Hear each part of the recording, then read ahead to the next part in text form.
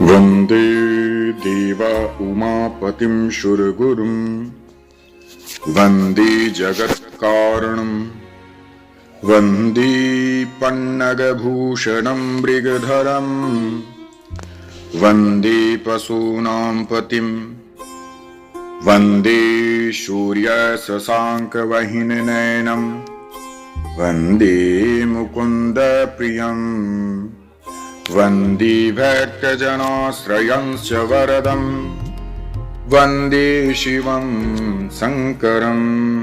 हर हर महादेव। मैं आचार्य रुद्रेश्वरन आप सभी को अभिवादन करता हूं। शिव महापुराण के अंतर्गत चल रहे विद्येश्वर संहिता के 14वें अध्याय का आज श्रवण करेंगे। विषय है कि अग्नि यज्ञ, देव यज्ञ और ब्रह्म यज्ञ का वर्णन।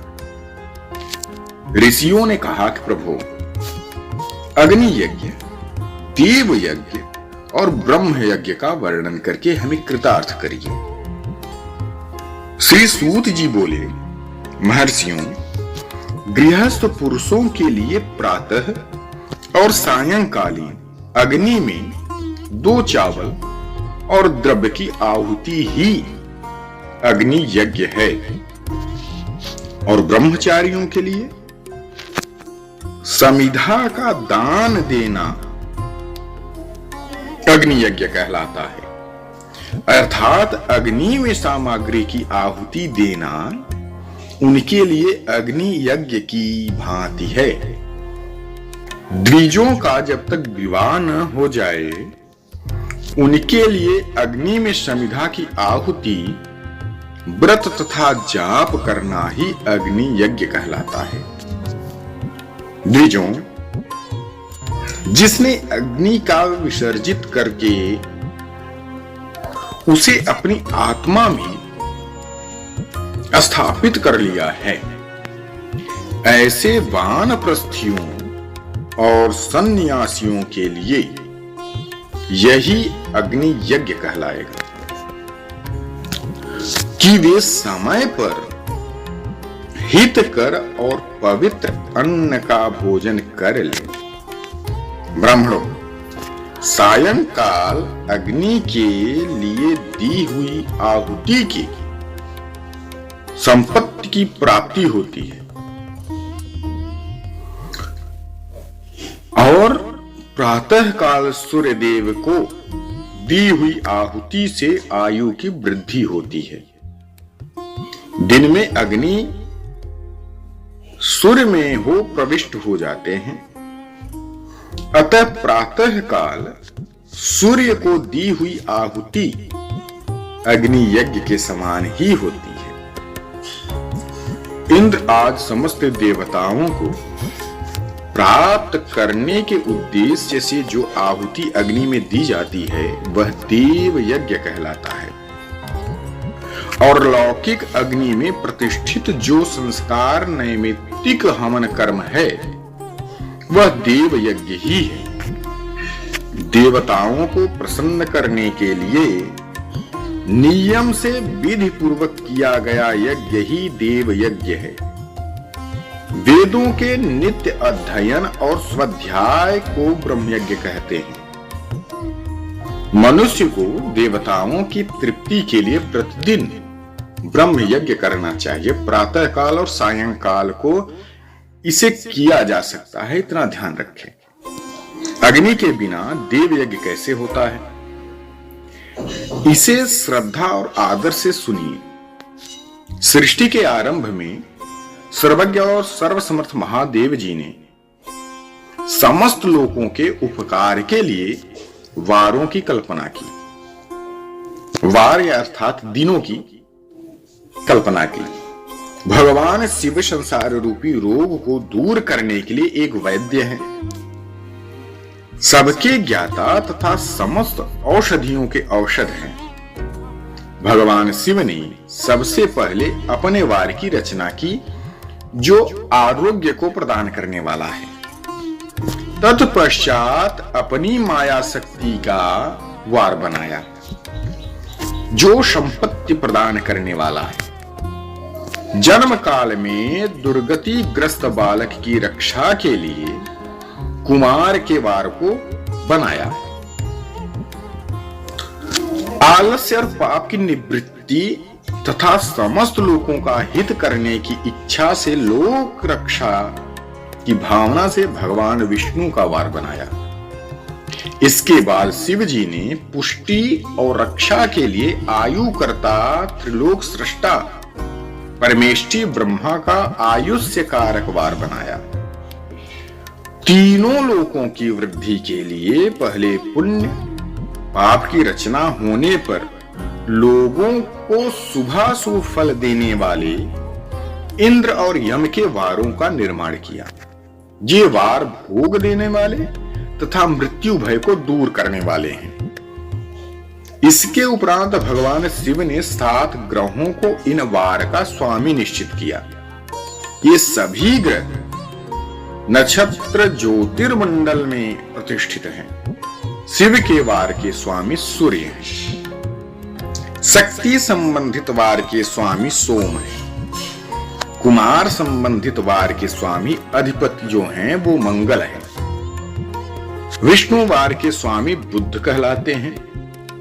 ब्रह्मा जी के वार के स्वामी बृहस्पति जी को रखा गया। इंद्र वार के स्वामी शुक्र को और यम वार के स्वामी को शनि नियुक्त किए गए। अपने अपने वार में की गई देवताओं की पूजा उनके फलों को देने वाली होती है। सूर्य आरोग्य और चंद्रमा संपत्ति के दाता हैं। बुध व्याधियों के निवारक तथा बुद्धि प्रदाता हैं। बृहस्पति आयु की वृद्धि करते हैं। शुक्र भोग देते हैं और शनि मृत्यु का निवारण करते हैं। इन 7 वारों के फल उनके देवताओं के पूजन से प्राप्त होता है। अन्य देवताओं की पूजा का फल भी भगवान शिव ही देते हैं और देवताओं की प्रसन्नता के लिए पूजा की 5 पद्धतियां निर्मित की गई। पहले उन देवताओं के मंत्रों का जाप, दूसरा होम, तीसरा दान, चौथा तप और 5वां वेदी पर प्रतिमा में अग्नि अथवा ब्राह्मण के शरीर में विशिष्ट देव की भावना करके 16 उपचारों से उनकी पूजा आराधना करना।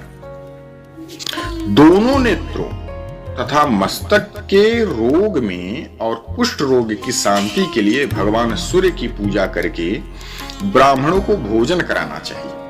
इससे यदि प्रबल प्रारब्ध का निर्माण हो गया तो जरा एवं रोग का नाश हो जाता है। इष्ट देव के नाम मंत्र का जाप कर वार के अनुसार फल देते हैं। रविवार को सूर्यदेव और अन्य देवताओं के लिए अन्य तथा अन्य ब्राह्मणों के लिए विशिष्ट वस्तु अर्पित करें। यह साधन विशिष्ट फल देने वाला होता है तथा इसके द्वारा पापों की शांति हो जाती है। सोमवार को संपत्ति व लक्ष्मी की प्राप्ति के लिए लक्ष्मी जी की पूजा करनी चाहिए तथा पत्नी के साथ ब्राह्मणों को घी में पका हुआ अन्न भोजन कराना चाहिए। मंगलवार को रोग की शांति के लिए काली की उपासना करनी चाहिए। उड़द, मूंग एवं अरहर की दाल से युक्त अन्न का भोजन ब्राह्मणों को कराना चाहिए। बुधवार को दधि युक्त अन्न से भगवान विष्णु का पूजन करना चाहिए और ऐसा करने से पुत्र मित्र की प्राप्ति होती है। जो दीर्घायु होने की इच्छा रखते हैं वे बृहस्पतिवार को देवताओं का वस्त्र यज्ञोपवीत घी मिश्रित खीर से पूजन करें। भोगों की प्राप्ति के लिए शुक्रवार को एकाग्र चित्त होकर देवताओं का पूजन करें और ब्राह्मणों की तृप्ति के लिए षड्रस युक्त अन्न दें। स्त्रियों की प्रसन्नता के लिए सुंदर वस्त्र का विधान करें। शनिवार अपमृत्यु का निवारण करने वाले हैं। इस दिन रुद्र की पूजा करें। तिल के होम व दान से देवताओं को संतुष्ट करके ब्राह्मणों को तिल मिश्रित भोजन कराएं। इस तरह से देवताओं की पूजा करके आरोग्य एवं उत्तम फल की प्राप्ति होगी।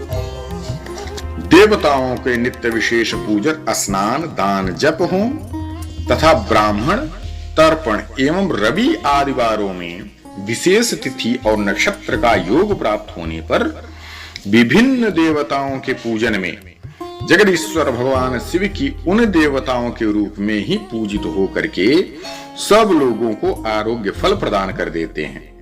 देश काल पात्र द्रव्य श्रद्धा एवं लोक के अनुसार उनका ध्यान रखते हुए महादेव जी की आराधना करने वाले को आरोग्य फल का प्राप्ति हो जाती है। मंगल कार्यों के लिए आरंभ में और अशुभ कार्यों के लिए अंत में तथा जन्म नक्षत्रों के आने पर गृहस्थ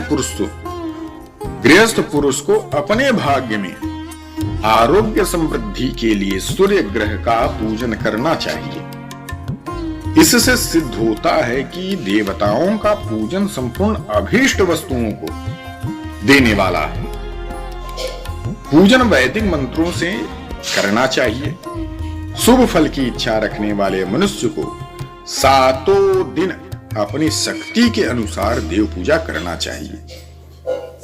निर्धन मनुष्य तपस्या व व्रत आदि से तथा धनी धन के द्वारा देवी देवताओं की आराधना करे। जो मनुष्य श्रद्धा पूर्वक इस तरह से धर्म का अनुष्ठान करता है वह पुण्य लोक के अनेक प्रकार के फल भोग करके पुनः इस पृथ्वी पर जन्म ग्रहण करता है।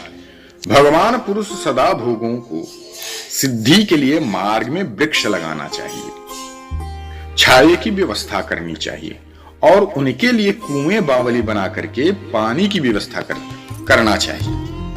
वेद शास्त्रों की प्रतिष्ठा के लिए पाठशाला का निर्माण या अन्य किसी भी प्रकार से धर्म का संग्रह करने के लिए और स्वर्ग को प्राप्त करने के लिए समय अनुसार पुण्य कर्मों को परिपाक में अंतःकरण शुद्ध होने पर ज्ञान की सिद्धि हो जाती है। द्विजों, इस अध्याय को जो सुनता है, पढ़ता है अथवा सुनने की व्यवस्था करता है उसे भी देव यज्ञ का फल प्राप्त हो जाता है। आज के लिए बस इतना ही। हर हर महादेव। 14 अध्याय संपूर्ण हुआ।